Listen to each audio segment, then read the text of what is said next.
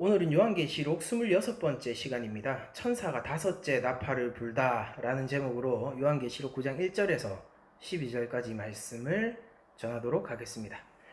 이제 다섯 번째 나팔 재앙으로 저희들이 왔습니다. 천사가 부는 나팔이죠. 그러면은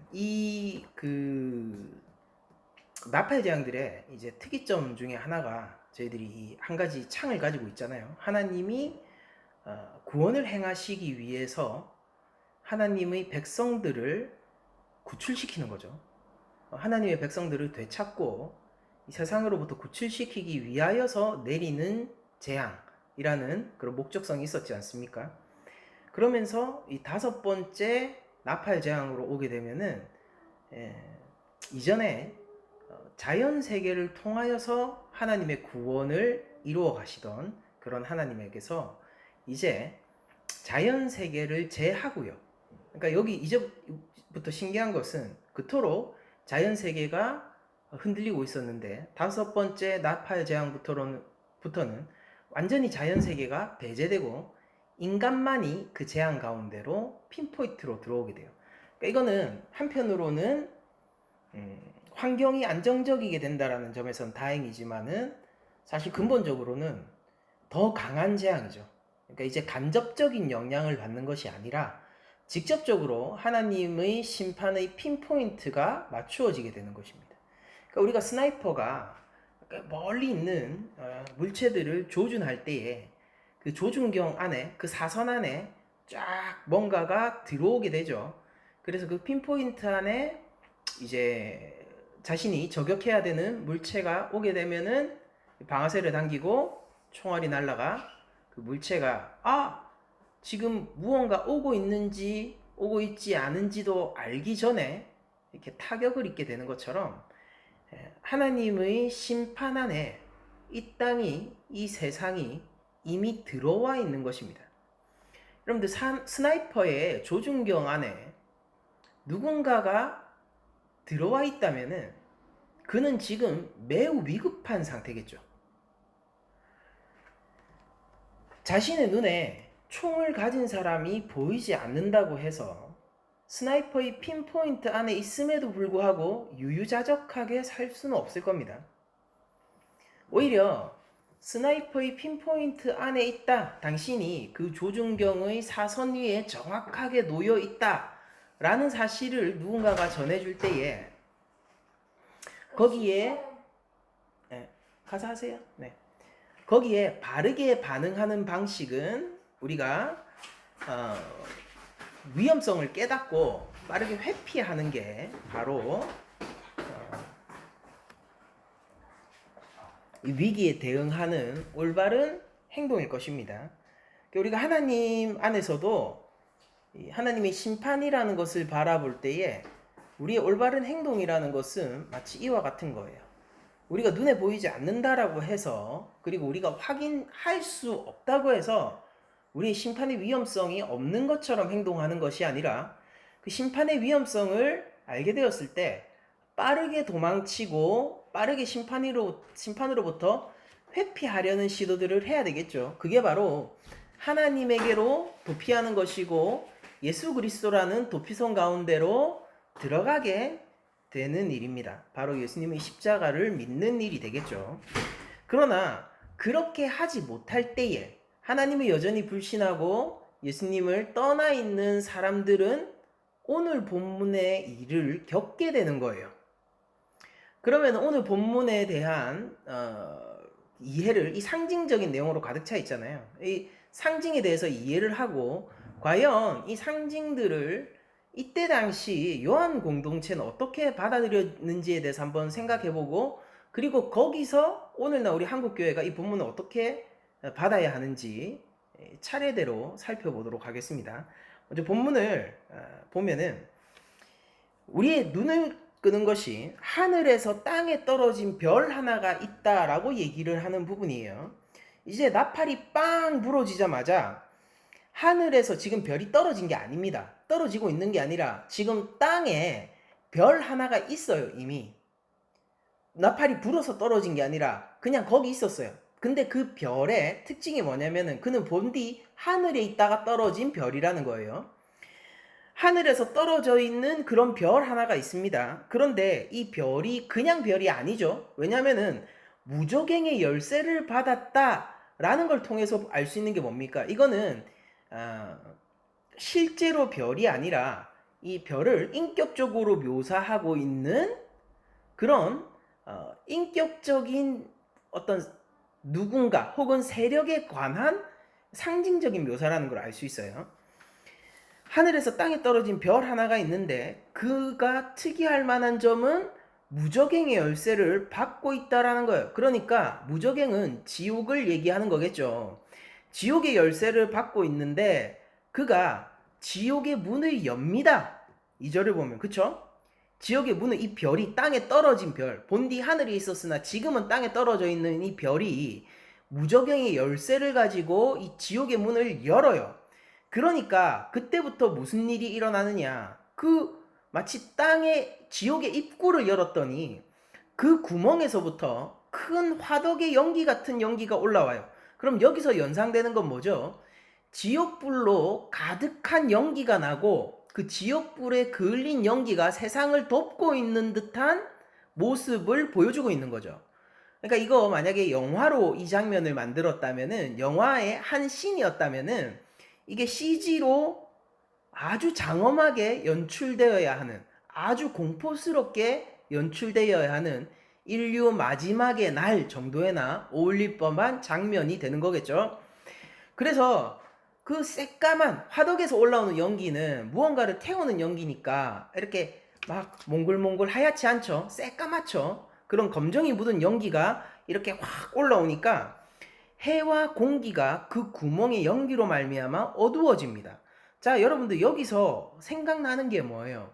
여기서 생각나는 게 바로 우리가 애굽의 10재앙 가운데서 하나님이 해와 달을 숨기시던 그 9번째 재앙이 다시 한번 상기되고 있는 겁니다. 그쵸? 그러니까 우리가 앞선 1부터 4번째 나팔의 재앙에서도 우리가 그 빛이 어두워지는 재앙의 모티브를 볼 수 있었잖아요. 그게 뜻하는 게 뭐였죠? 이제 거의 끝물이라는 거죠. 회개의 시기가 얼마 안 남았다는 거죠. 이제 곧 하나님의 심판이 임박한다라는 거죠. 이제 그런 성격을 아주 시급하고 조급하고 막바지에 이른 긴장감 넘치는 무드를 바로 해와 공기가 그 구멍의 열기로 말미암아 깜깜하게 어두워지는 장면으로 나타내고 있습니다. 그리고 여기서 공기가 어두워진다는 건 뭐냐면은 숨쉬기 힘들 정도로 매캐하게 이 매연이 땅을 감싸고 있다라는 거예요. 그러니까 이게 절대 긍정적인 이미지가 아니겠죠. 그런데 거기에서 연기만 올라오는 게 아니라 진짜 중요한 게 하나 더 올라오는데 황충이 연기 가운데로부터 땅 위에 나와요. 여기서 황충은 메뚜기죠. 그러니까 메뚜기 하나가 땅 위로 나오는데 그에 대해서 요한계시록이 세부적으로 잘 설명을 하고 있습니다. 자, 그러면은 이 황충에 대해서 이야기하기 전에 앞선 땅에 떨어져 있는 하늘로부터 땅에 떨어져 있는 이 별 하나가 지옥의 열쇠를 받고 있다는 게 무슨 뜻이고 또 지옥의 입구를 열었더니 그 구멍에서 연기가 올라와서 해를 가리우고 숨쉬기 힘든 매연을 만들어서 이 세상을 덮고 있다는 게 무슨 뜻인지 먼저 보도록 하겠습니다. 자, 먼저 무적행의 열쇠를 받은 땅에 떨어진 별은 이사야서나 누가복음을 우리들이 비추어 볼 때 이것은 하나님의 대적 옛뱀 사단으로 우리들이 생각할 수 있어요. 이사야서 14장 12절에 이렇게 하나님을 대적하는 세력에 대해서 이렇게 얘기를 해요. 너 아침의 아들 계명성이여. 이거 별이죠. 지금 별이에요. 아침의 아들 계명설이여. 어찌 그리 하늘에서 떨어졌으며. 그러니까 지금 5째 천사가 나팔을 부니까 거기 땅에 이미 떨어져 있던 그러나 본디 하늘에 있었던 별 하나가 있었죠. 그게 바로 이사야서에 나오는 이 하늘에서 떨어진 별 계명성, 아침의 아들 계명성의 이미지를 가지고 온 겁니다. 자, 그러면은 이사야서에서는 이 계명성에 대해서 뭐라고 설명을 하고 있느냐? 이 설명을 보면은 오늘 이 땅에 떨어진 별의 이미지의 그 성격을 알 수 있겠죠. 어찌 그리 하늘에서 떨어졌으며, 계속 읽겠습니다. 너 열국을 엎은 자여, 어찌 그리 땅에 찍혔는고. 이게 뭡니까? 본디 세상을 뒤집는 권세를 가지고 있었던 자이지만 지금은 추락한 자란 뜻이죠. 계속 읽겠습니다. 네가 네 마음에 이르기를 내가 하늘에 올라 하나님을 무별 위에 내 자리를 높이리라. 내가 북극의 지폐의 산 위에 앉으리라. 가장 높은 구름에 올라가 지극히 높은 이와 같아지리라 하는도다. 그러나 이제 네가 스월 뭡니까? 헬라어로 하면 게헨나 뭘로 번역될까요? 오늘 본문에서 무저갱이 게헨나입니다. 그러니까 이 이사야서에서 나오는 아침의 아들 계명성은 스올에 본디 하늘에 있었으나 떨어지는 것으로, 이 땅에 떨어지는 것으로도 부족하여서 스올에 떨어지는 존재로 묘사되거든요. 이사야서 14장 15절 계속 읽을게요. 그러나 이제 네가 스올 곧 구덩이 맨 밑에 떨어짐을 당하리로다. 그러면 이 계명성은 어떤 존재입니까?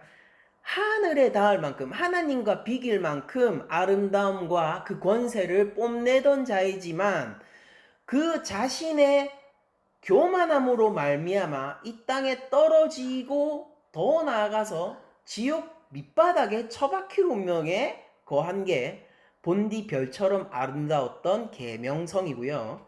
이거는 사실은요, 이 바벨론에 대한 바벨론의 멸망에 대한 어떤 메타포기도 하고, 그리고 또한 그리스도의 십자가 승리로 인해서 이 땅에 떨어지게 되고, 그리고 또한 지옥에 처박히게 될 사단에 대한 모티브이기도 합니다. 누가복음에서 10장 17절에 70인의 제자들이 예수님 앞에서 귀신들이 쫓겨나가는 것을 기뻐하던 때에 예수님이 또 이런 말씀도 해주세요. 누가복음 10장 17절이 합니다. 70인이 기뻐하며 돌아와 이르되 주여 주의 이름이면 귀신들도 우리에게 항복하더이다. 그러니까 귀신들이 어떻게 하는 거예요? 주의 이름으로 말미암아 패배하죠. 그러니까 예수님이 이렇게 얘기해요. 예수께서 이르시되 사탄이 하늘로부터 번개같이 떨어지는 것을 내가 보았다. 그러니까 제자들의 활동으로 말미암아 사탄의 권세가 어떻게 되는 거예요? 이 땅에 처박히게 되는 것을 예수님이 보았다라고 얘기를 해주십니다. 그때도 이 사탄의 특이한 지점이 뭐예요? 바로 빛을 내면서 땅에 떨어지는 것으로 묘사되는 것입니다.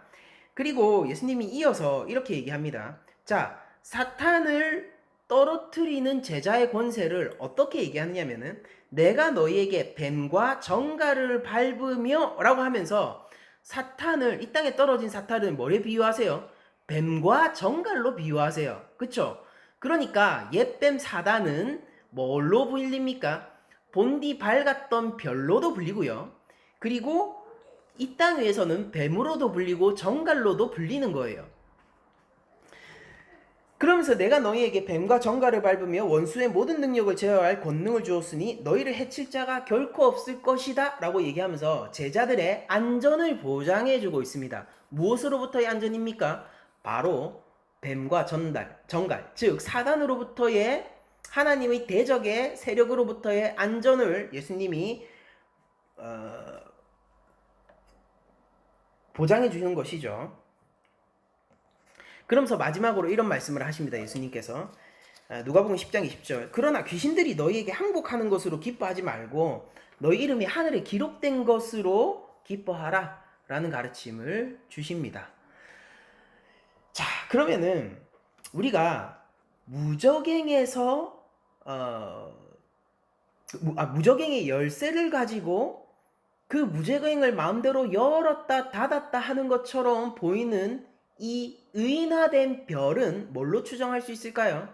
바로 하나님의 대적의 세력, 즉 하와를 유혹하여 인간을 죄 가운데로 빠지게 했었던 옛뱀 사단으로 저희들이 생각을 할 수 있을 겁니다. 자, 그러면은 사단이 문을 열었더니 그 지옥의 불길에서 나온 매캐한 이 검댕이 가득한 이 연기가 세상을 덮고 숨쉬기 힘들 정도로 공기를 오염시키는 것은 무엇을 의미하느냐? 그것은 바로 이게 영화로 치면 되게 이게 뭐라고 해야 됩니까? 위기가 가득한 급박한 장면이죠. 불타는 지옥의 연기가 세상을 가득 덮는 그런 그림이니까. 그런데 이거는 어떤 거냐면은요. 하나님 백성들의 구원을 위해서, 제가 잘못 말한 게 아니에요. 다시 한번 말씀드릴게요. 하나님 백성들의 구원을 위해서 사단의 권세가 이 땅 가득 덮이는 것을 허락하는 장면입니다. 여기서 이 하늘에서 땅에 떨어진 이 별이 원래부터 무적의 열쇠를 갖고 있지 않죠. 천사로부터 받게 돼요. 그러면은 이 권세가, 무적행을 여는 이 권세가 본디 이 떨어진 별에 있는 것이 아니라 하나님에게 있다는 걸 보여주는 것이고, 이 별은 하나님의 심부름꾼인 천사를 통해서 잠시간의 아주 짧은 시간 동안 이 땅을 다스리는 권세에 대한 허락을 맡은 존재입니다. 그쵸? 자, 그러면은 이 땅 위에 덮게 되는 지옥의 권세, 그리고 사단의 권세가 어느 정도로 이 땅에 덮이느냐? 이 땅을 가득 채울 정도로 덮인다라는 거예요. 이게 이 역사를 바라보고 있는 묵시적인 한 단면이라는 것입니다. 근데 이 일이요, 하나님이 백성을 구원하시는 일을 위하여서 허락된 겁니다. 그런데 이게 잘 이해가 가십니까? 여러분들 요한 공동체의 입장을 생각해 보세요. 그들은 참으로 사단을 따르고 있는 것 같은 로마의 황제로부터, 그리고 사단의 하수인인 것 같은 그 로마의 황제의 군대로부터 지금 목숨의 위협을 받고 있고 국가적인 탄압과 박해를 받고 있는 거잖아요.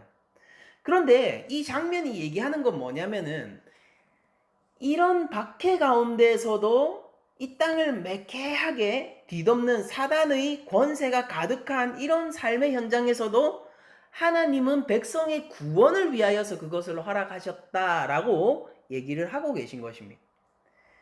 여러분들, 제가 이렇게만 얘기하면 여러분들이 조금 의문을 가질 수 있을 것 같아서 본문에 대한 주제는 아니지만은 조금 조직신학적으로 조금 더 이거에 대해서 변증적으로요, 이거에 대해서 어떻게 우리들이 바라봐야 되는지, 하나님의 권세가 이 땅을 여전히 붙들고 있음에도 왜 사단의 권세가 우리에게 임하고 미치고 있는지에 대해서 잠깐 설명을 해드리자면은, 여러분들, 그것은 바로 사단이 이 땅의 권세를 받게 되는 것은요, 우리의 죄 때문입니다. 하나님이 우리를 지키시려고 사단에게 권세를 주시는 거예요. 무슨 말인고 하니, 자, 우리가 하와가 하나님 앞에서 선악과를 먹고 원래 마땅히 죽음 당하고 심판 당해야 했을 그때에 하나님은 심판을 연기하셨죠.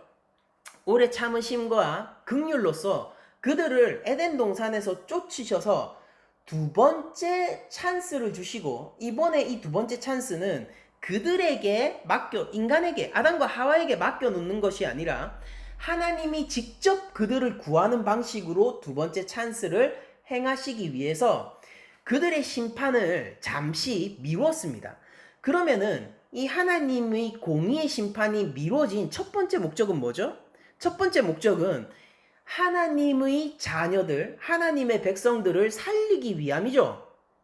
이게 하나님의 심판이 미뤄진 첫 번째 목적이에요. 그런데 공의로우신 하나님이요, 그때에 어떻게 하셔야 되냐면 이 죄에 연루된 모두에 대한 심판을 연기하셔야 되죠. 즉 옛뱀 사단도 그 심판의 연기 가운데 혜택을 입어야만 한다는 얘기예요. 이게 왜 일어난 일이죠? 인간의 불순종으로 말미암아, 아담과 하와가 선악과를 따먹음으로 말미암아 일어난 일입니다. 그런데 여기서 하나님의 긍휼이 인간에게 향하니까 사단이 그 수혜를 받게 된 거예요. 하나님이 만약 그 자리에서 사단을 치시잖아요. 그럼 하나님의 공의가 어떻습니까? 인간도 치시죠. 이게 정의로운 거 아니에요? 이 같은 죄에 연루돼 있단 말이에요. 그러면은 여기 주범과 공범이 있다고 해서 그러면 주범은 내가 지금 잡고 공범은 나중에 죄값 다 치를 수 있도록 기회를 준 다음에 잡아 놓습니까? 그게 아니에요. 그게 아니라 공의롭다는 것은 무엇이에요? 재판일이 저기로 정해지면은 이 역사의 끝이라는 그 날로 정해지면은 이 죄에 연루되어 있던 선악과와 관련되어 있는 이 죄에 연루되어 있던 모든 범인들이 그때 심판받는 거죠.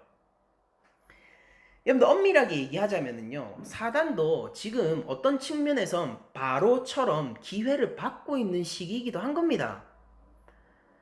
여러분들 하나님이 왜 사단을 놔두냐고요? 잘 생각해서요. 하나님이 사단을 놔두는 게 아니라 하나님이 우리를 살리기 위해서 필연적으로 심판을 연기하실 때에 사단이 우리로 말미암아 수혜를 입고 있는 것일 뿐인 거예요.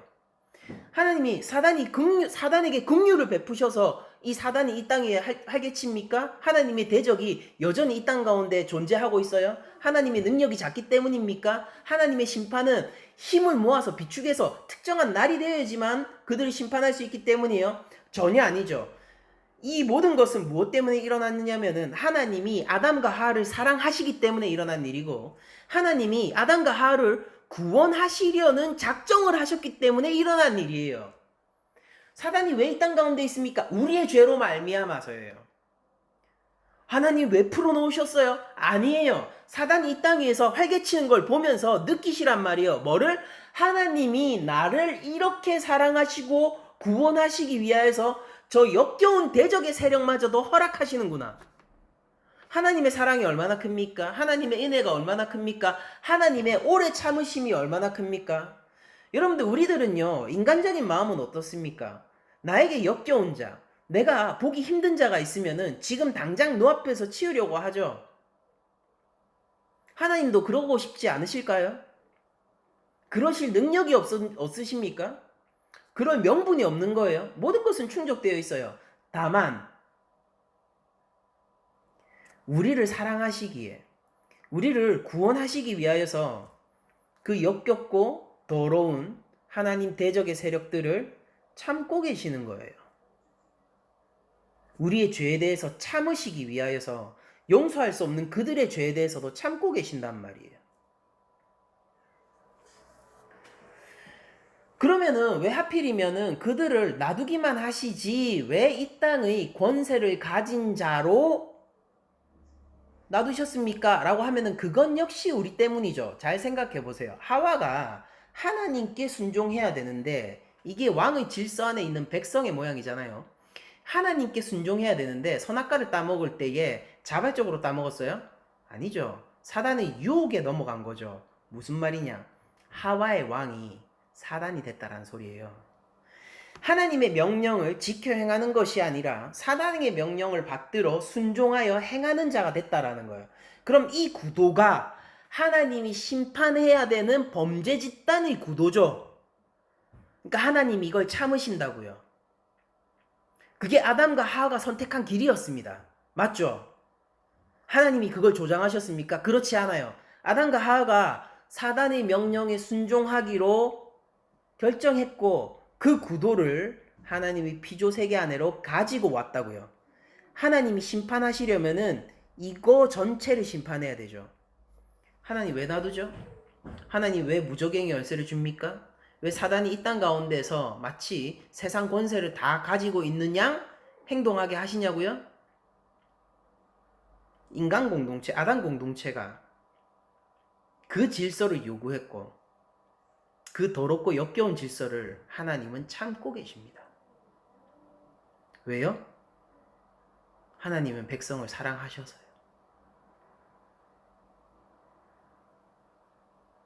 하나님은 여전히 이 구도 가운데 세상의 구도가 이렇다는 것 자체만으로도 하나님은 수치를 당하고 계세요. 그러나 하나님은 자신의 수치는 감내하십니다. 그리고 이 수치스러운 관계에서 우리를 구원하심으로 말미암아 우리의 수치를 지워주시죠. 이게 우리 왕이에요. 이게 예수님의 십자가 위에서 벌어진 일이라고요. 저는 여러분들이 이렇게 이거 한편으로 보면 이게 되게 무서운 내용이잖아요. 이 땅 가운데 매캐한 지옥의 연기가 가득 차 있는 이 모양, 사단의 권세가 온 땅을 덮고 있는 이 모양, 하나님이 그걸 허락하시고 계신 이 모양, 이 가운데서 여러분들은 두려움과 하나님에 대한 불공평함이 아니라 우리를 향한 하나님의 사랑을 느끼셨으면 좋겠습니다. 하나님은 이 더러움을 참고 계세요. 뭐 때문에요? 우리의 구원을 위해서요. 이 다섯 나팔 재앙의 전체적인 그 시각이 뭐였습니까? 하나님 백성의 구원을 위해서 이 땅 위에 재앙을 내리시는 하나님이었잖아요. 백성들의 신원을 하나님이 응답하심으로 이 땅 위에 재앙이 임하는 게 이 나팔 재앙의 본디 모티브 아닙니까? 그러니까 제가 뭘 얘기하고 싶냐면은, 사탄을 이 땅 가운데 활개치도록 주신 하나님은, 놔두어 두신 하나님, 그 사탄의 세력 가운데 우리를 이렇게 던져 놓으신 하나님은요, 그 누구보다 우리를 사랑하시고 지키시는 하나님이라는 거예요. 사탄이 아직 심판을 안 당하고 있습니까? 찬양하세요. 하나님이 우리를 그렇게 사랑하시는 거예요.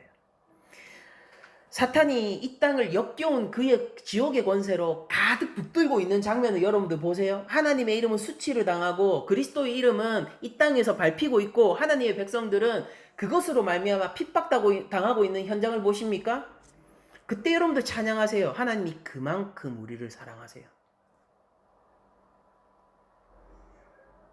우리가 수치라고 느낀다면, 그것이 부당하다고 느낀다면 하나님에게는 더욱 그러하지 않겠습니까? 근데도 하나님은 참으세요. 왜요? 같이 심판 안 하려고요.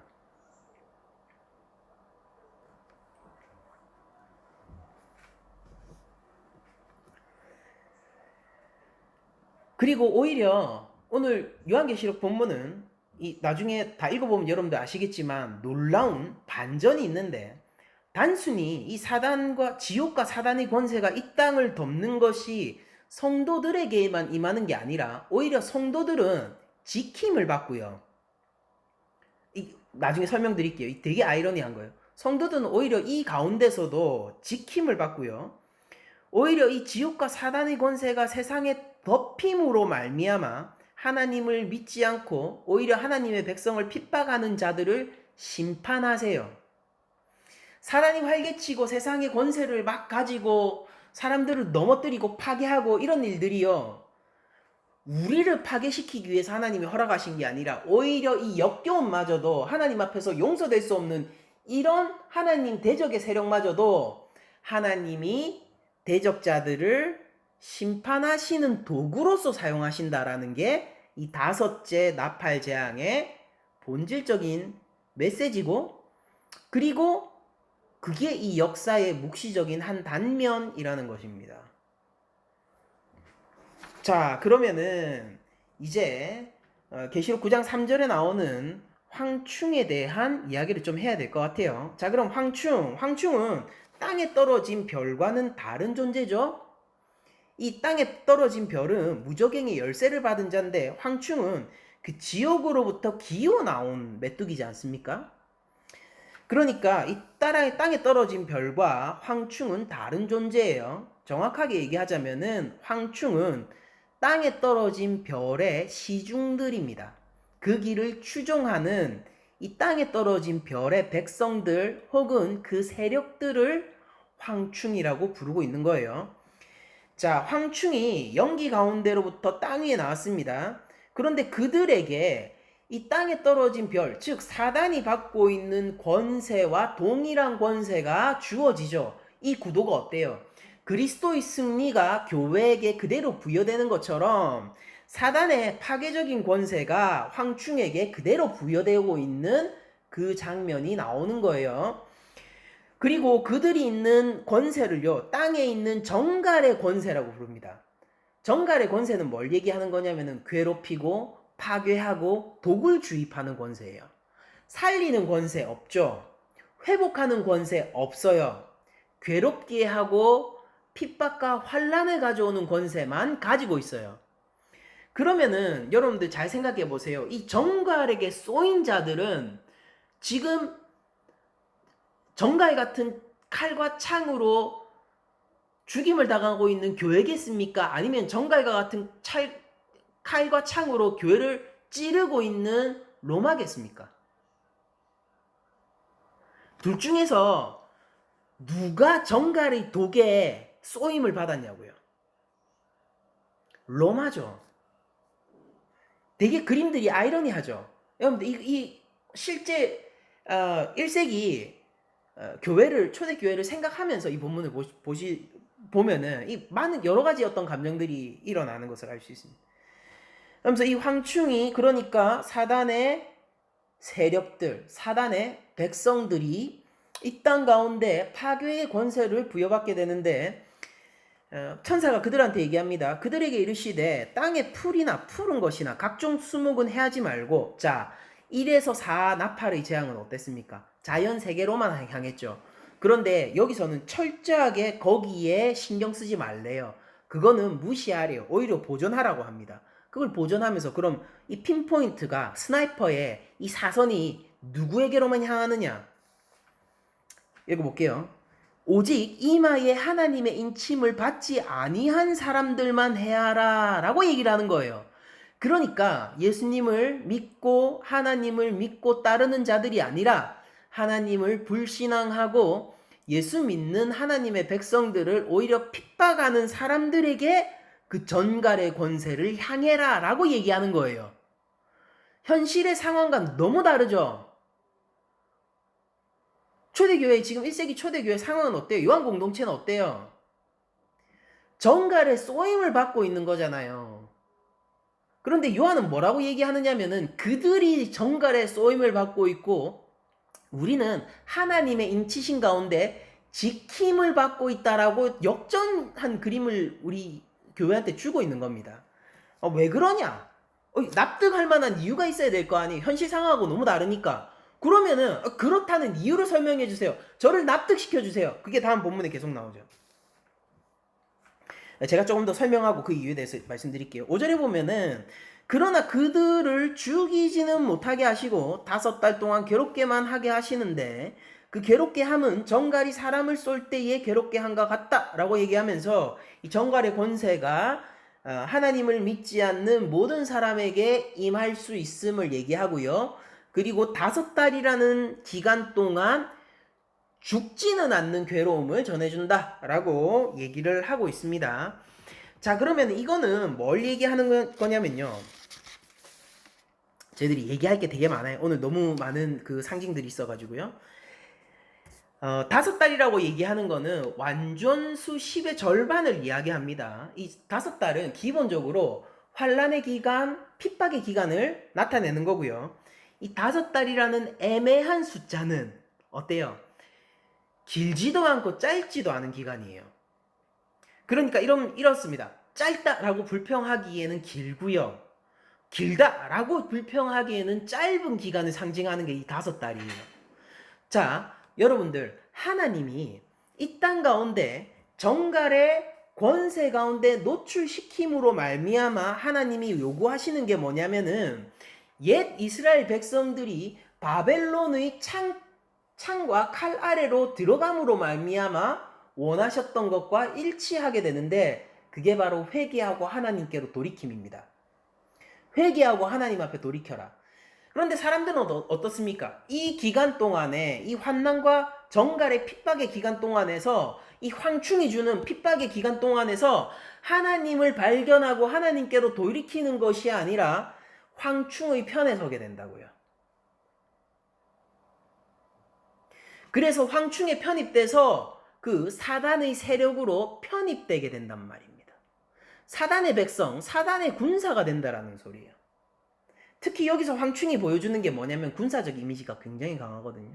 그러니까 요엘서의 이 모티브를 지금 오늘 본문이 많이 갖고 있기 때문인데 차차 설명드릴게요. 자, 그러면은 이 5달의 기간을 거치고도 하나님의 심판 안에 들어오게 되면은 그들은 이렇게 불평할 거 아니에요. 아니 너무 짧았습니다라고 불평할 거 아니에요. 저에게 조금 더 기회가 있었다면 이라고 할 거 아니에요. 그런데 그자들에게 5달의 기간이 의미하는 게 뭐냐면은 그렇게 불평하기엔 너무 길었어요.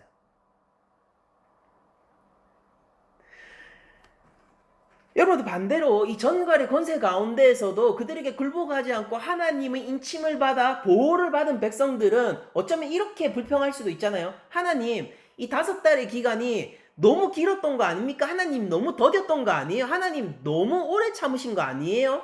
라고 얘기할 수 있잖아요. 그런데 그렇게 하나님의 백성들이 불평하기에는 이 기간은 짧은 기간이에요. 회개치 못하는 자들에게는 충분히 긴 기간이고요. 회개한 하나님의 백성들에게는 짧은 기간입니다. 이게 바로 5달이에요. 애매한 숫자, 완전수의 절반. 그럼 이제 우리가 이 전쟁의 핀포인트를 맞추게 되는 이 황충에 대해서 알아보아야 하겠죠. 인간을 괴롭게 하고 인간이 스나이퍼의 사선 위에 서 있게 하는 이 황충은 도대체 어떤 놈인지 한번 살펴봅시다. 자, 이 정갈의 권세를 받은 황충, 지옥의 권세를 가지고 세상을 지배하는 이 황충, 하늘에서 떨어진 별 사단의 수하인, 충직한 수하예요. 이 충직한 수하인 이 황충. 이 황충은 이렇게 묘사돼요. 황충의 모양은요, 전쟁을 위하여 준비한 말입니다. 그리고 이 황충, 즉 메뚜기는요, 머리에 금관을 썼는데요. 진짜 금관이 아니라 가짜 금관을 썼죠. 금 같은 관 비슷한 것이라고 돼 있어요. 그러니까 금도 아니고 금 같고요. 관도 아니고 관 비슷한 거예요. 가짜 권세. 그거를 머리에 쓰고 있고요. 그리고 얼굴은 사람 얼굴 같고 머리털이 여인의 머리털 같고요. 이빨이 사자 이빨 같고 가슴에 이 갑주를 가지고 있는데 이 호심경이죠. 이 갑주는 철 갑주예요. 그리고 나서 날아다니는 것처럼 묘사됩니다. 근데 그 날개의 소리가 말들이 전쟁터에 달려가는 다그닥 그리고 병거가 전쟁터를 향해서 달려가는 덜컹 이런 소리가 날개에서 난다라고 합니다. 그런데 이들은 신하이고 백성이에요. 왕이 있습니다. 왕이 누구냐면 무저갱의 사자. 히브리어로는 아바돈, 헬라어로는 아볼론입니다. 자, 하나하나 한번 살펴보도록 하겠습니다. 우리가 이 본문을 알기 위해서는요, 우선 요엘서에서 등장하는 황충의 이미지에서 알 필요가 있어요. 요엘서 1장 2절에서 4절까지 말씀을 제가 한번 읽어 드릴게요. 늙은 자들아 너희는 이것을 들을지어다. 땅의 모든 주민들아 너희는 귀를 기울일지어다. 무슨 얘기를 하고 싶냐면은 이게 여호와의 날에 대한 설명입니다. 제가 읽어드리는 본문에 바로 나오진 않을 거지만 여러분들 이거 여호와의 날에 대한 설명이라는 것을 생각하시고 들어보세요. 너희의 날에나 너희 조상들의 날에 이런 일이 있었느냐? 역사 중에서 이런 날이 없었다라는 거죠. 너희는 이 일을 너희 자녀에게 말하고 너희 자녀는 자기 자녀에게 말하고 그 자녀는 후세에게 말할 것이니라. 그러니까 이 일을 너무 중요하기 때문에 대대손손 전하라는 거예요. 절대 잊어버리지 말고 전하라는 거예요. 근데 그 일이 뭐냐면은 보세요. 팥중이가 남긴 것을 메뚜기가 먹고 메뚜기가 남긴 것을 느치가 먹고 느치가 남긴 것을 황충이 먹는다라고 얘기해요. 이 다 메뚜기의 종류를 얘기하고 있는 겁니다. 이 다 메뚜기예요. 그러니까 한국어로는 다 메뚜기예요. 그런데 근동지방에는요, 이 메뚜기에 대한 종도 우리나라보다 더 많고 그걸 각기 부르는 명칭들도 다 다릅니다. 그래서 그 한국어로 번역을 할 때 메뚜기과에 있는 여러 가지 녀석들을 최대한 비슷한 녀석들을 골라가지고 번역을 한 거예요. 근데 기본적으로 다 메뚜기예요. 그럼 이런 겁니다. 메뚜기가 남긴 걸 메뚜기가 먹죠. 그러고 나서 그 메뚜기가 남긴 거를 또 다른 메뚜기가 와서 또 먹죠. 그러고 나서 남긴 거를 또 다른 메뚜기가 와서 또 먹어요. 뭡니까? 지금 먹을 게 하나도 없어진다고요. 자연세계의 재앙이에요. 자연세계의 재앙이에요. 근데 오늘 계시록에서는 자연세계는 놔두라라고 했죠. 그러니까 푸른 거 건드리지 말라고 그랬어요. 그러니까 이런 참혹한 현실하고 상관없는 재앙입니다. 그쵸? 오늘 계시록의 재앙은. 그리고 이거는 결국 뭘 얘기하느냐면 여기서 나오는 이 메뚜기의 여러 종류들은 총 4마리가 나오거든요. 팥중이, 메뚜기, 느치, 황충 이렇게 나오는데 이 다 메뚜기 종류죠. 이거는 이후에 이 이스라엘 역사 가운데 그들을 핍박하고 뜯어먹게 될, 그들에게 먹을 것을 남겨주지 않을 아수르, 바벨론, 헬라, 로마의 4나라를 상징하는 예언이기도 한 거예요. 이거에 대해서 저희들이 더 어떻게 할 수 있냐면은 이걸 나중에 2장을 가면은 요 메뚜기들이 군대라고 그냥 밝혀줍니다. 자, 제가 그건 나중에 읽어드리고요. 요에서 1장 15절을 제가 읽어드릴게요. 슬프다 그날이여 여호와의 날이 가까웠나니 곧 멸망같이 전능자에게로부터 이르리로다.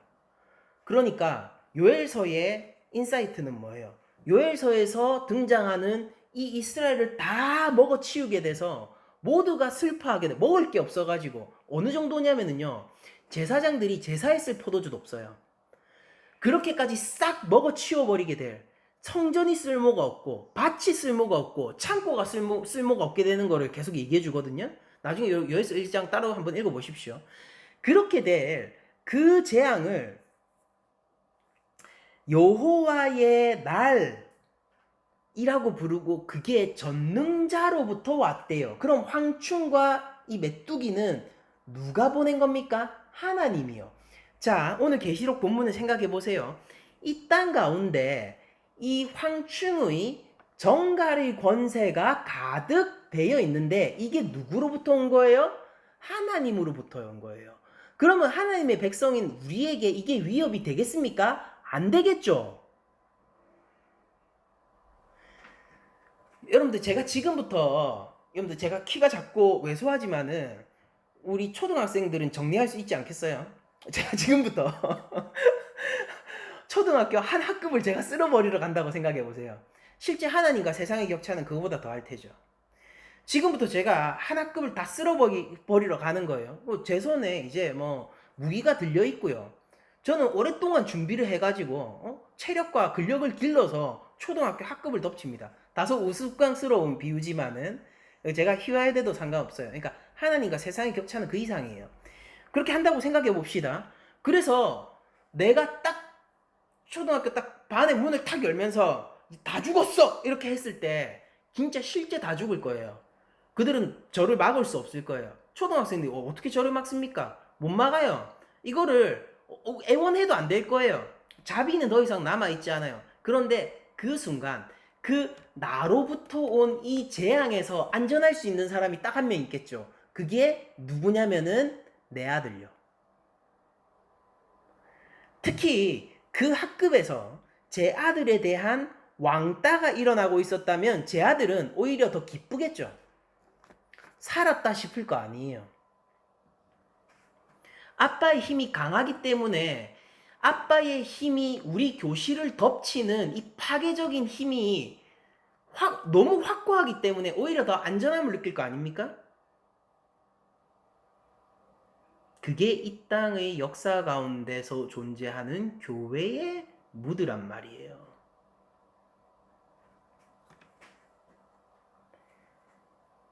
황충은 사단의 세력을 얘기하는 겁니다.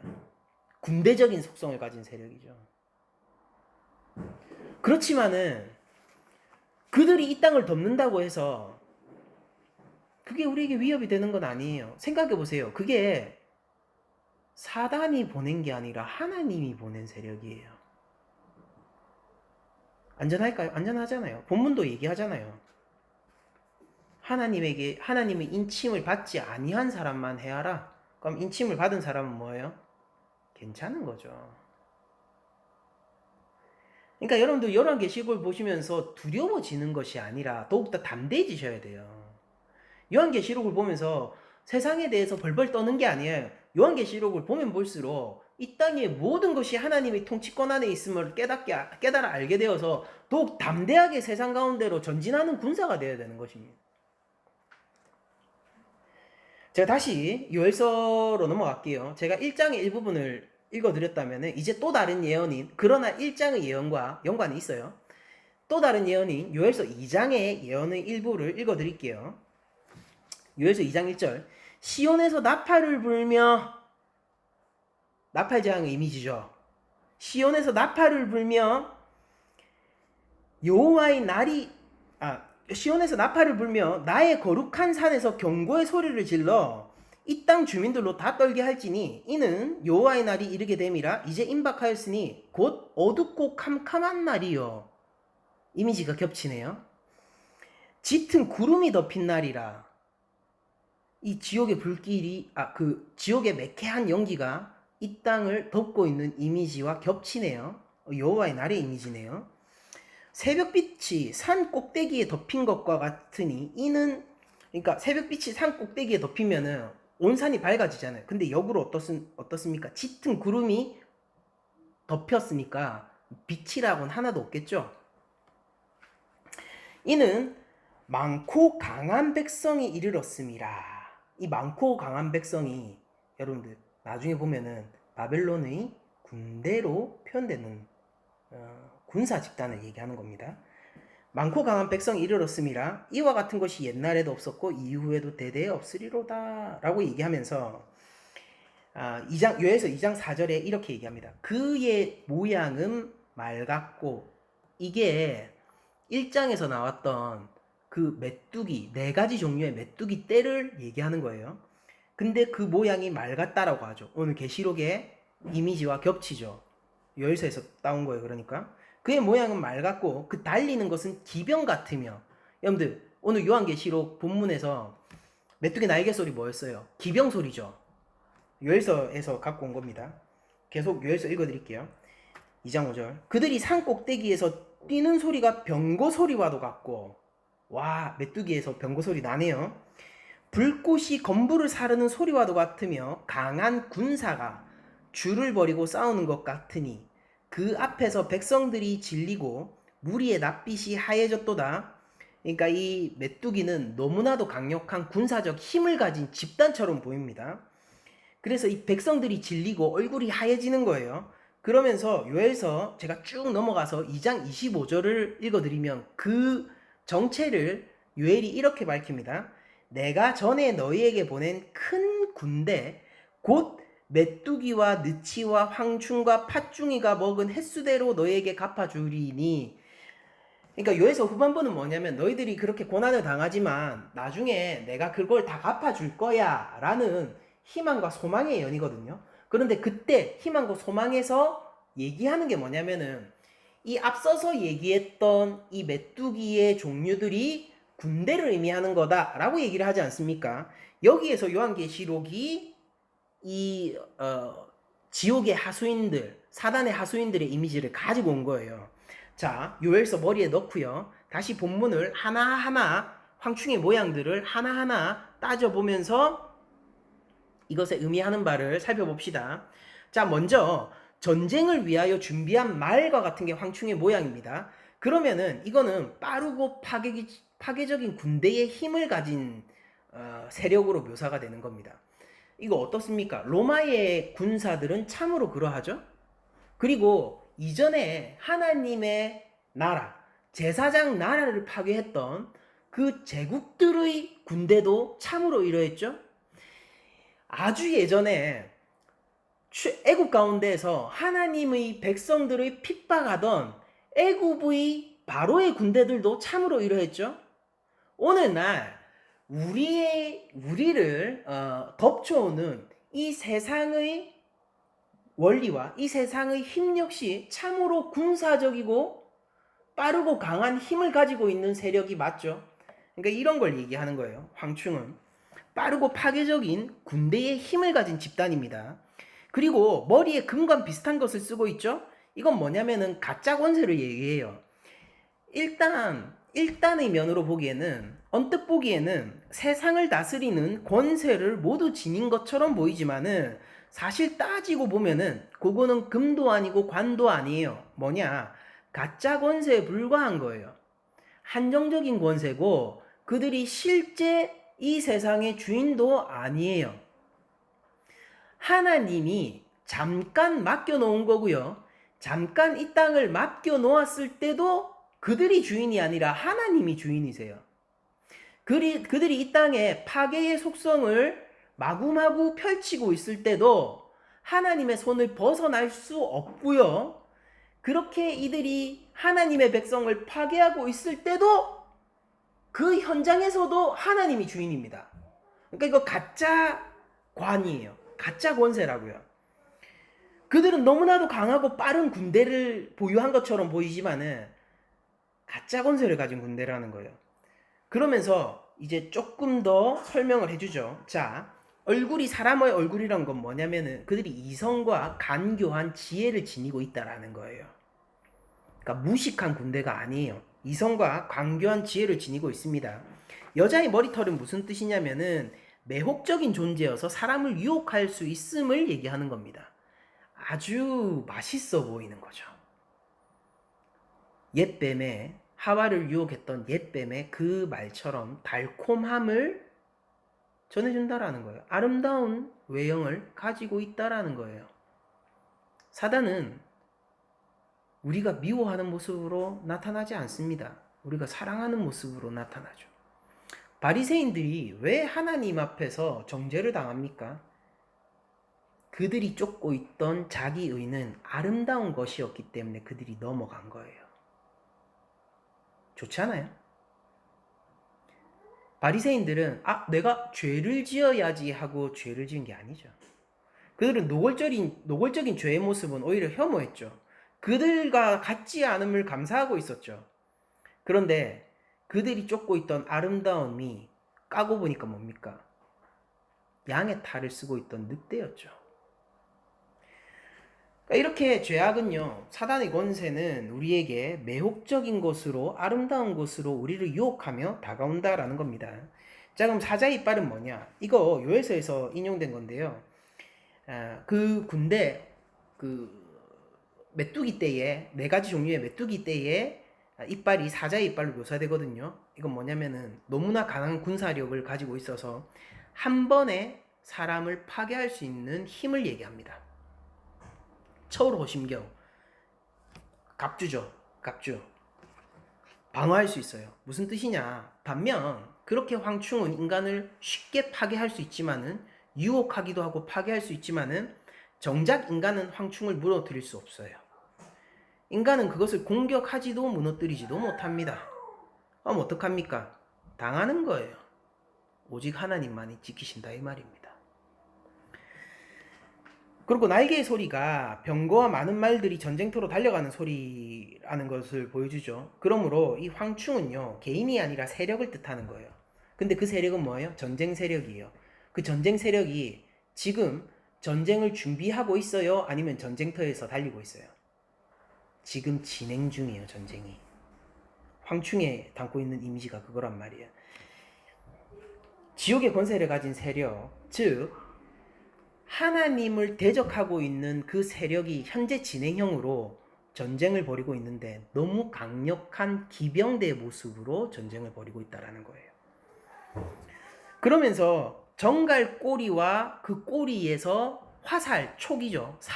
쏘아 올리는 살이 있다는 것을 얘기하고 5달 동안 사람을 괴롭히는 권세가 거기에 있다고 합니다. 그러면은 사람을 괴롭히는 권세, 파괴의 권세에 특화되어 있는 이들이 왜 정갈의 꼬리로 표현되느냐? 물론 정갈의 꼬리에 독침이 있기 때문이고요. 의사에서 보면은 거짓 선지자들을 꼬리라고 부르기도 해요. 이사야서 9장 14, 15절입니다. 그러므로 여호와께서 하루 사이에 이스라엘 중에서 머리와 꼬리와 종려나무 가지와 갈대를 끊으시리니, 자, 하나님이 이스라엘에서 하루 만에 머리와 꼬리와 종려나무 가지와 갈대를 끊으십니다. 그리고 나서 꼬리를 뭐라고 얘기하냐면은 이스라엘의 머리는 곧 장로와 종기한 자요. 뭡니까? 정치 지도자죠. 정치 지도자예요. 머리는 정치 지도자였어요. 그럼 이스라엘의 꼬리는 누구냐? 꼬리는 곧 거짓말을 가르치는 선지자라. 즉 우리를 쏘아서 하나님을 믿지 않는 자들을 쏘아서 그들을 괴롭히는 그 정갈의 꼬리는요, 거짓된 진리와 말씀으로 그들을 미혹하는 거짓 선지자라는 뜻입니다. 정리합시다. 하나님 대적의 세력이 있어요. 그들은 사단을 따르고요, 죄악의 세력을 형성하고 있습니다. 하나님을 적대하기 때문에 하나님의 백성들도 핍박해요. 그런데 그들은 구원의 힘을 가진 것이 아니라 파괴의 힘을 가지고 있어요. 거기에 종속되어서 그 세력을 따르는 자들은 결국 그들과 함께 파멸될 거예요. 그런데 그 세력에게 굴복하지 않고 유혹당하지 않기가 쉽지 않아요. 왜냐하면 그들은 너무나도 강성한 군대처럼 굴기 때문입니다. 그들의 지혜는 달콤하고 그들의 이성은 날카롭기 때문이에요. 그들은 아름답고 우리를 유혹하는 힘이 뛰어나기 때문입니다. 그렇게 한번 유혹하면은 강력한 힘으로 단박에 우리를 물어서 파괴시켜 버릴 거예요. 죄의 파괴적인 속성은 그런 것이죠. 반면에 우리는 그들에게 대응할 힘이 없을 겁니다. 그들은 철허신경으로 무장해서 우리는 공격할 수도 없고 그것을 무너뜨릴 수도 없어요. 그리고 그 세력 앞에서 우리는 개개인이 홀로 서 있는 것 같은 두려움을 느껴야 할 것입니다. 그리고 그들은 무엇보다도 거짓 말씀을 무기로 가지고 있어요.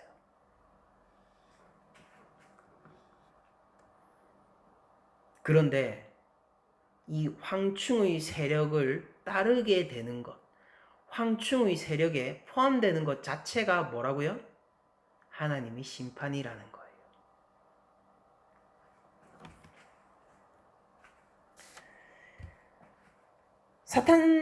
그러니까 우리가 생각해 봅시다.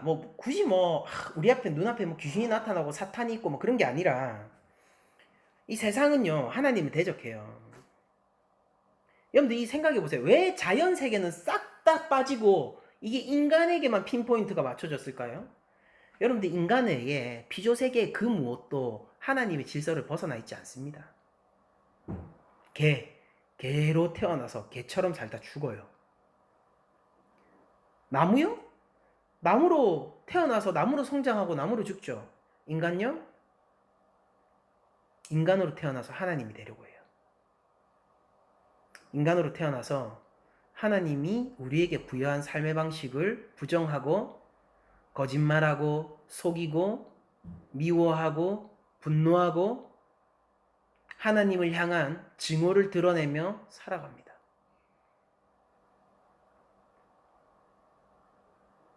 늑대가 토끼를 잡아먹는 것은 문제가 아니에요. 하나님이 그렇게 만드셨거든요. 그러나 우리는 본디 우리 서로를 잡아먹기에 만들어지지 않았어요. 오히려 하나님이 인간을 향한 뜻은 무엇이었습니까? 우리 인간 관계의 모본과 본이 뭐였어요? 아담과 하와에게 관계에 어떤 측면이 요구됐나요? 부모를 떠나 한 몸을 이룰지라. 우리는 본디 서로 사랑하는 존재로 지어졌습니다.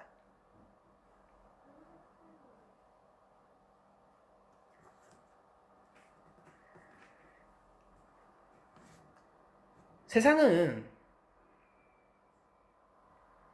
그러니까 피조 세계는 다섯째 나팔의 재앙에 들어올 필요가 없습니다. 그러나 인간은 이 재앙을 받아야 해요. 하나님이 이 지점에서 분노하고 계시기 때문이고 하나님 백성의 신원이 이 지점에서 일어나고 있기 때문이에요.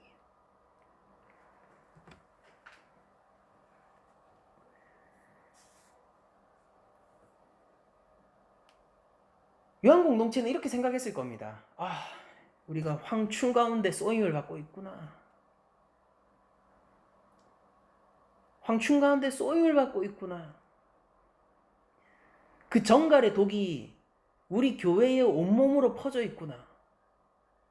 너무나도 괴로움을 당하고 있구나. 그때 요한은 뭐라고 얘기하느냐면은 저들이 황충의 독에 쏘여 있다. 이렇게 얘기하는 거예요. 예수님이 제자들을 파송하시면서 걱정하신 부분이 있죠. 왜냐면은 제자들은 양 같은데 그들이 나아갈 세상은 늑대와 같기 때문이에요. 그래서 예수님이 이렇게 얘기합니다. 그러니 너희가 양 같음을 내가 아니까 너희를 보냄이 이리 가운데 양을 보낸과 같음이라는 것을 내가 너무나도 알고 그걸 너무 걱정하니까 그러니까 하나님을 의지하고 기도해 라고 얘기하잖아요. 그런데 그 늑대에게 물려버리고 늑대에게 굴복한 자들은 어떻게 되는지 아세요? 같이 늑대가 되는 거예요. 왜냐면 같은 편이면 공격 안 당하니까. 같이 이리가 되어서 양들을 공격하는 편에 서게 되는 겁니다. 권세를 누리게 되는 거예요. 그 가짜 권세를요. 금 같은, 관 같은 것을 쓰고 말입니다. 그들의 만족감이 있을지 몰라요. 내가 지금 강력한 군대의 힘을 가지고 있구나. 이야, 누구도 나를 무너뜨리지 못하는구나. 내가 너무나도 매혹적인 것을 따르고 있구나. 아름다운 것을 따르고 있구나.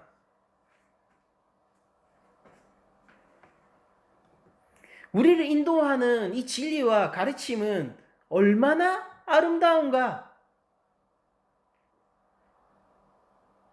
그러네 그 자체가 황충의 군대가 되어버린 그 자체가 뭐라고요? 황충을 통해서 하나님이 그들을 심판한 모습이라고요. 예수님은 제자를 보내면서 너희들이 더 강한 사자가 되라. 늑대를 한 방에 물어 죽일 수 있는 더 강한 사자, 호랑이가 되라. 곰이 되어라. 얘기 안 하셨단 말이에요. 예수님이 제자들을 보내면서 너희들 양이지? 그러니까 절대 당하면 안 돼. 자, 이제 너희가 가서 다 씹어 먹어서 늑대의 무리의 우두머리가 되라. 이렇게 얘기하신 게 아니란 말이에요. 그게 아니라 끝까지 양이어야 된다라고 얘기하는 거예요. 이게 하나님의 지키심이란 말이에요. 네가 끝까지 양이어야 돼. 그러니까 네가 얼마나 늑대가 되고 싶겠니? 네가 얼마나 이 황충의 무리에 속하고 싶겠니? 네가 얼마나 강한 세상의 군대가 되고 싶겠니? 얼마나 이 매혹적이고 아름다운 것을 따르고 싶겠니? 그러나 오직 아버지께 기도하며 너희의 중심을 지켜 양으로 있어. 그런 자들이 황충이 와서 넘어뜨릴 수 있냔 말이에요. 못 넘어뜨린다니까요. 황충도 하나님이 허락하신 결국 하나님의 주권 안에 있는 세력일 뿐이기 때문입니다. 우리의 마음의 중심이 하나님 앞에 있고 우리의 영광이 예수 그리스도를 향하고 있을 때 그때 우리들은요 이 황충의 공격에 끄떡하지 않을 수 있는 권세를 가지게 된다니까요. 다시 한번 말씀드릴게요. 우리는 끝까지 양일 수 있다니까요. 요한 공동체 1세기의 우리 초대교회는 이 황충과도 같은 로마 군대를 맞이했어야 돼요. 마치 이 하늘에서 떨어진 별, 그 무적행의 열쇠를 가지고 있는 자가 바로 로마의 황제처럼 여겨졌을 수도 있습니다. 로마 황제의 군대들이요, 이 황충처럼 여겨졌을 수도 있어요. 그런데 거기에서 요한은 이렇게 얘기하는 거예요. 저들이 쏘였다, 저들이 쏘였다, 저들이 쏘였다. 저들의 목에 독이 퍼졌다. 저들이 괴로운 상태에 있다. 그러나 우리는 뭐예요? 우리는 지킴을 당하고 있다. 그러니 이 지킴의 영역에서 벗어나지 마라. 다만 예수님이 제자들을 파송하실 때 알려주신 것처럼 너희가 늑대 무리 가운데 보내지는 한 마리 양처럼 애처로움으로 아버지께 기도하고 아버지께 의지하여 하나님만 붙들고 나아가라. 요한의 처방이 예수님이 처방하고 똑같아요. 여러분들 세상이 우리를 쏩니까? 아니에요. 저들이 쏘였어요. 세상이 우리를 괴롭게 합니까? 교회가 세상에 잡아먹혔어요. 아니에요. 저들이 황충에게 잡아먹힌 거라고요. 증거를 내놓으십시오. 증거가 뭐냐고요? 저들의 얼굴이 황충이잖아요. 저들의 권세가 황충의 권세잖아요. 그들의 주인의 이름을 여기서 한번 살펴봅시다. 그들의 주인의 이름이 무엇입니까? 이거 히브리어로는 아바돈이고 헬라어로는 아볼로온이죠. 이게 다 똑같은 말이에요. 아바돈은 히브리어 아바드의 어원에서 출발한 말인데, 아바드가 파괴하다라는 뜻이에요. 아바돈 뭐냐고요? 파괴자. 그러면은 아볼로온은 뭐냐면은 헬라어 아폴리미의 분사형인데, 아폴리미 뜻 뭐겠습니까? 파괴하다. 그러면은 아볼로온 무슨 뜻일까요? 파괴자. 파괴자라고요. 그들의 왕이 파괴자라고요. 그 파괴자는 뭔지 아세요? 그 왕 파괴자는요, 자기 백성들도 파괴되는 것을 즐거워하는 자입니다. 여러분들, 파괴자의 그 권세 아래에서 열심히 즐겁게 즐기며 파괴하다 보면은 어느새 나의 왕이 와서 나를 파괴해버릴 겁니다. 누가 쏘인 겁니까? 그러나 회복자의 그늘 안에서 열심히 회복하다 보면요, 우리가 파괴되었을 때 회복자가 와서 우리를 회복시켜 줄 거라고요. 우리의 선택이 무엇이어야 하겠습니까? 누가 지혜자이고 누가 어리석은 자입니까? 누가 참 권세를 따르는 자이고 누가 참 힘을 가진 자입니까? 역사의 단면은 이래요. 여러분들, 하나님이요, 이 땅을 심판하시려고 황충을 보내셨어요. 그런데 그게 하나님의 심판 가운데 있는 건지도 모르고 황충의 얼굴을 사모하고 황충의 머리털을 사모하고 황충의 힘을 사모하고 그 날개를 사모하면서 그 가짜 금 면류관 아래로 모여든단 말이에요. 그 자체가 심판이란 말입니다. 로마서에서 하나님이 세상을 심판하는 방법이 뭐였습니까? 하나님이 뭐 무슨 빠따 가지고 와가지고 사람들 일렬로 태워가지고 막 줄빠따 치시는 거예요? 아니죠. 내버려 두는 거죠. 무엇 가운데? 그들 욕심 가운데, 그들의 죄 가운데. 하나님 무시하는데 상관없는 거예요, 인생이. 그게 심판받은 거라고요. 로마의 황제는요, 무소불위의 권력을 가지고 있고 참으로 머리에 문자 그대로 금 면류관을 쓰고 있던 자입니다. 그가 교회를 죽이고 있었어요.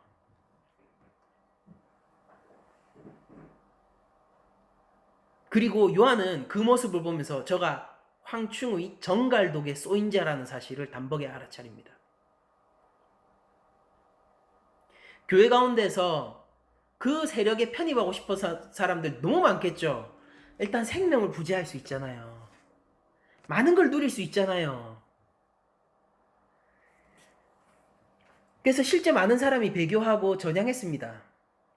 자신의 신앙을 물렸어요. 왜냐하면 지금 이득이 되거든요. 지금 살 수 있거든요. 근데 그들이 누구 품 안에 들어갔냐면은 파괴자의 품 안에 들어갔어요. 그 안에서 누리는 것은 파괴 권세입니다. 열심히 파괴 권세를 누리다 보면은 그가 얻을 혜택도 파괴예요. 함께 멸망의 길로 가게 될 거라고요. 여러분들, 권세가 있다고 해서 속지 마세요. 지혜가 있는 것처럼 보인다고 해서 속지 마세요. 아름다움으로 참으로 흠모할 만하다고 해서 단지 그것 때문에 속지 마세요. 본질을 보세요. 이것은 파괴하는 것입니까? 아니면 생명을 주는 것입니까?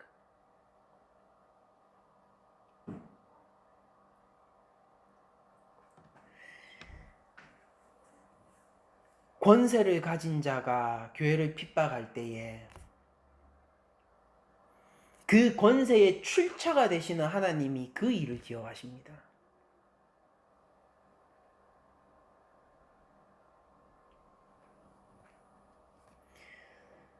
하나님 대적 세력의 왕은 지금 금 면류관 비슷한 거를 머리에 쓰고 있지만은 심판날 그들은 자신의 왕이 자기보다 더 깊은 지하에 처박히게 되는 걸 보게 될 거예요. 사람들은 하나님의 어린 양 독생자를 이 땅 위에서 수치의 자리 십자가 위에 못 박았습니다. 가장 낮은 곳에서 가장 비참하게 버렸단 말이에요. 그러나 그 십자가의 그늘 아래 모인 자들이 마지막 날 보게 될 것은 그 누구보다 높은 곳에 서신 왕이란 말입니다.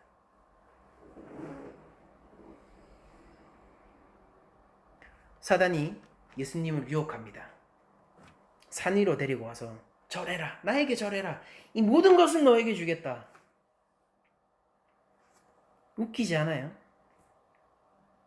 그 권세가 얼마나 남았다고요? 그 고작 절하고 나서 이 세상 받는 게 뭐라고요? 그걸 가지고 예수님을, 하나님의 독생자를 굴복시키려고 한다고요? 얼마나 우스운 시도입니까? 그는 얼마 지나지 않아서 저 지옥의 가장 밑바닥에 처박힐 것인데,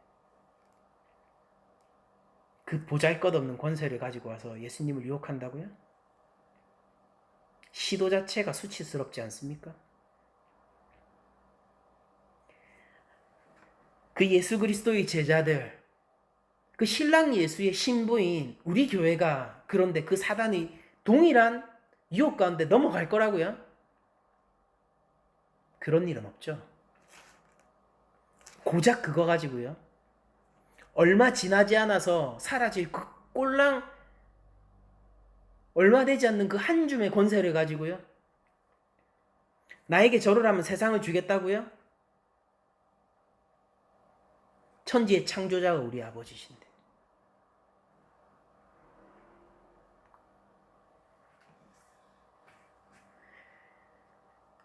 그런데 세상을 바라보는 또 다른 시선을 이 시간 가지시기를 원합니다. 현재 세상에 교회보다 더 강한 권세를 가지고 교회를 핍박하고 유린하고 하나님의 말씀을 반대하는 세력이 있다라는 것은요, 하나님의 권세가 흔들리고 위협받고 있다는 뜻이 아니라 하나님의 권세가 아주 확고하게 자리 잡고 하나님 계획대로 잘 가고 있다라는 뜻이에요. 오히려 진짜 무서운 건 뭔지 알아요? 이 세상이요, 전부 다 하나님을 찬양하면은 그때 여러분들 깨달아 아셔야 돼요. 아, 이거 심판날이네. 지금 오히려 우리가 하나님을 믿고 예수 그리스도의 이름을 따름으로 인해서 세상으로부터 고난받을 게 많다면은 그 사실로 말미암아 하나님 권세에 흔들리지 않음을 유추할 수 있어야 한다라는 것입니다. 그리고 그 일은요, 하나님이 교회를 치고 있는 일이 아니라 교회가 하나님의 영광을 추구하는데 뭐 방해가 많다고요? 뭐 세상의 인식이 어떻다고요? 이 세상의 조류가 어떻다고요? 시대 정신이 어떻다고요?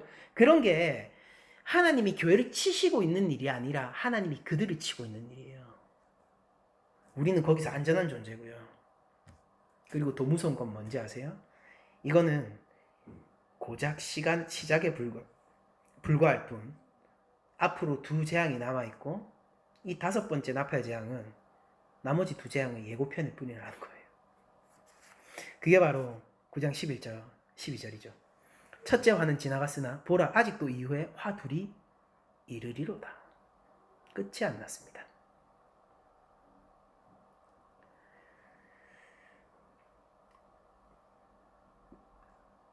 역사를 보는 눈이 굉장히 중요하다고 저희 아내가 평소에 얘기를 입버릇처럼 하곤 합니다. 역사관, 나는 우리 아들에게 역사관을 심겨주고 싶다. 사람들이 역사관이라는 것을 가졌으면 좋겠다. 동의해요. 여러분들, 그리스도인으로서의 성경적 역사관을 한번 가져봅시다. 묵시적 역사관을 우리가 요한계시록을 통해서 한번 형성해 봅시다. 교회가 핍박을 받고 있습니까? 잘 지키세요. 우리는 안전한 거예요. 하나님의 이름을 대적하고 있습니까? 그러고도 여전히 아무 일 없이 오히려 더 잘 살고 있어요? 하나님이 제정하신 그 질서로 어긋나서 살면서도 오히려 그것으로 더 많은 돈과 권력을 누리고 있다고요? 그때 여러분들 깨달아가세요. 아, 하나님의 구원 계획이 잘 흘러가고 있구나. 우리가 저들의 손에 넘겨진 게 아니라 저들이 하늘로부터 떨어진 별, 곧 옛 사단의 손에 넘기워진 거구나. 그리고 제일 중요한 거. 그럼에도 불구하고 그들에게는 5달의 기간이 있고요. 회개할 수 있어요. 회복자, 젖는 자, 하나님의 품 안에 있는 우리는 그 가운데서 무슨 일을 해야겠습니까? 파괴자의 손에 있는 자들이 회복자의 손으로 돌아올 수 있도록 회복자의 편에서 그들을 향해 외치면 되겠죠. 그들은 꼬리를 가지고 있죠. 그러나 걱정하지 마세요. 거짓 진리와 거짓 선지자의 말은 강하지만은 하나님의 말씀은 더 위에서 나팔 소리처럼 울려 퍼지고 있기 때문이에요.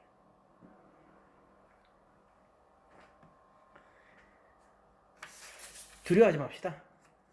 담대하게 살아갑시다. 더 할 말 없어요. 모든 것의 주인이신 하나님을 믿읍시다. 한 주간 담대하게 사시기로 하며 모든 말씀을 마치도록 하겠습니다.